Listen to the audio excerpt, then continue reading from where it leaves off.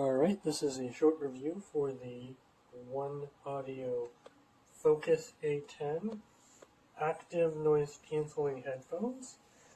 You get a case with a little strap to hold them in the case.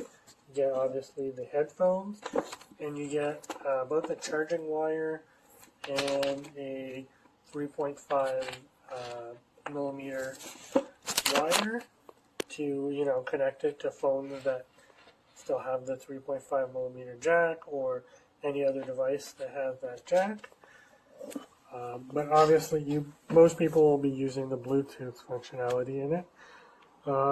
It works well. You've got on one side you have the active noise cancelling toggle. You can press it and it goes from active noise cancelling on, active noise cancelling off, and then transparency mode.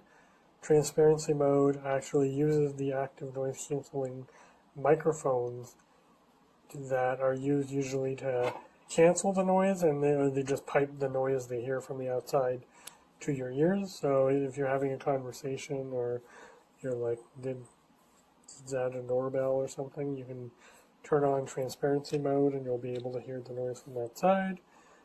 To note that it is USB-C to charge, so it's the newer USB connection. It's not a proprietary plug, and it's not like a micro USB or something like that. Even though the case is made for it, like when it's expanded, you can fold these a little bit for portability. They have two adjustable bands, one on each side, and the other thing too is that the quality is pretty good. The sound quality is pretty good.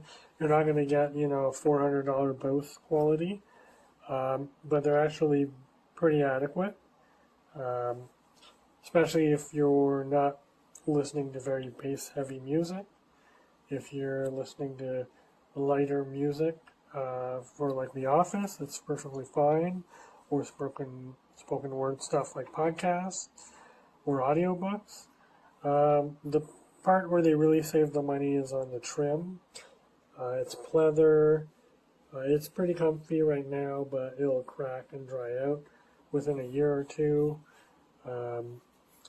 The metal parts here, actually, it feels pretty substantial, which I was surprised. Usually this is all plastic and all cheap, but there's a lot more metal parts in here than I was expected. And like I said, the actual audio does work pretty well.